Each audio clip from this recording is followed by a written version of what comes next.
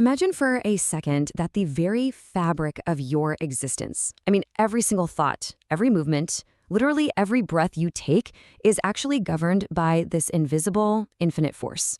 Pretty wild, right? Well, today we are diving deep into a really fascinating explainer based on the source text spiritual reality.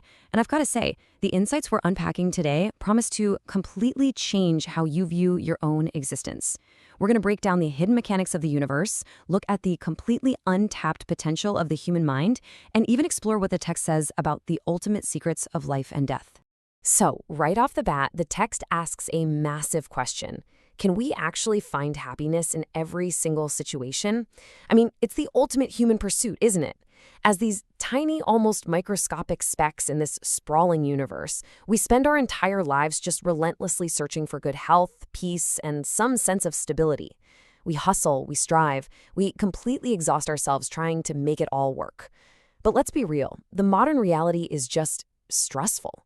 We are constantly running on empty, looking for some kind of power source to keep us going. So how do we actually find that absolute balance? Well, here is where the source material presents a really interesting dilemma. Think about sleep. We all love sleep, but the text explains that during deep sleep, we're only receiving a tiny, tiny fraction of the universe's energy. It's barely enough to fuel your basic daily functions like seeing or speaking or thinking. Because it's such a limited supply, we wake up, go about our day, and inevitably crash. We become drained and stressed out. Actually, think of it like plugging your phone into a broken, low-voltage charger. But then, the text introduces meditation, and it frames it not just as some relaxation tool, but as a direct gateway to an abundant ocean of energy. It's presented as the ultimate high-speed method for recharging. All right, let's jump into Section 1, the secret of cosmic energy, the life force of the universe. The source refers to this unseen force as Vishwa Shakti, which translates to cosmic energy. And honestly, the scale of what we're talking about here is just breathtaking. The text makes it clear this isn't just a metaphor. This energy is described as the literal, fundamental building block of the entire cosmos. It binds atoms together, it keeps planets perfectly in their orbits, and it forms the very foundation of human consciousness. It's the absolute prerequisite for maintaining any kind of order in our lives.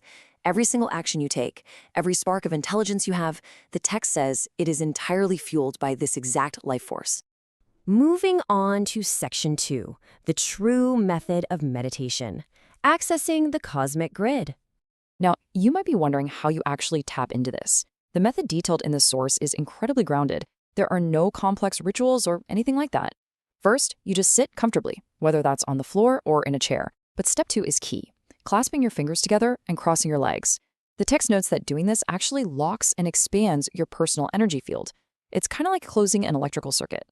Then you simply close your eyes, which the source beautifully describes as the doors to the mind.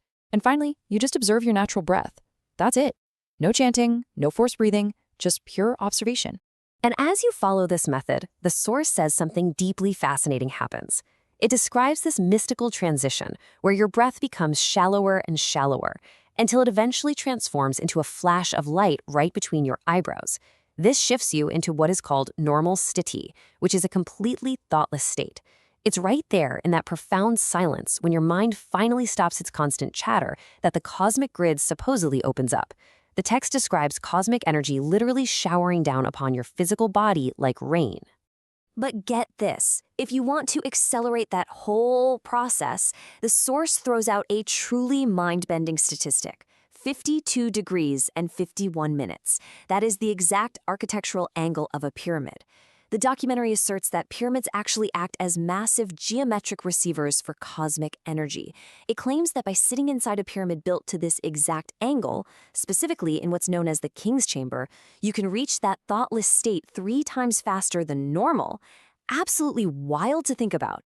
Okay, Section 3, healing the etheric body, curing the root of disease. Before we can even talk about how disease happens, the text says we have to understand our hidden anatomy. And the magic number here is 72,000. That is the exact number of nadis, or microscopic energy channels, that course through what is called our etheric, or energy body. Imagine a massive, incredibly complex root system of a tree just spreading through every single inch of your physical form, starting right from the crown of your head. According to the source, this invisible energy body is the absolute blueprint of our physical existence. So how does this relate to getting sick? Well, here is the cycle of disease and healing as the text explains it. The main conflict is our own minds. Whenever we engage in heavy, stressful thinking, we literally block the flow of cosmic energy. That lack of energy creates subtle dark spots, referred to as etheric black spots, right inside those 72,000 channels. Over time, those blocked energetic spots manifest as actual physical diseases in the body. But here's the fix. When you meditate, cosmic energy floods into your system. It acts like a massive cosmic pressure washer, just completely flushing out those black spots. And as that etheric body clears up, the physical body naturally heals itself. Let's dive into Section 4, Third Eye and Astral Travel, Awakening the Inner Senses. The explainer draws a really sharp contrast between our normal reality and something much deeper. In our everyday physical realm, we're totally limited to our 5 basic senses, right? We only see visible light, we only hear physical sounds. But the text claims that when a massive abundance of cosmic energy activates your third eye, your perception completely shatters those limits. You actually begin to see beyond physical matter. The source mentions experiences like hearing guidance from ascended masters, or even feeling the sensation of traveling through a pitch-black tunnel and suddenly emerging into this blinding, brilliant light. It's essentially the awakening of entirely new inner senses. And this heightened state leads to the realization of what is called the Sukshma Sharir, or the astral body. The text defines this as a secondary, subtle form of our consciousness. And here is where things get really awe-inspiring. Through deep meditation, the source states that this astral body can actually detach and leave your physical body entirely behind. But don't worry, you aren't lost forever. The two bodies remain safely connected by a vibrating silver cord. Think of it like a high-frequency transmission line made of pure consciousness that relays messages back and forth instantly.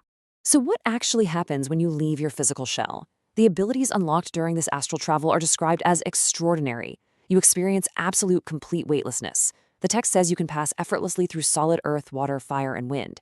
But perhaps the most profound moment the source describes is looking back and actually observing your own physical body from the outside. It's in that singular, massive moment that the ultimate truth hits you. You are not just a physical body. You are infinite consciousness that just happens to be inhabiting one.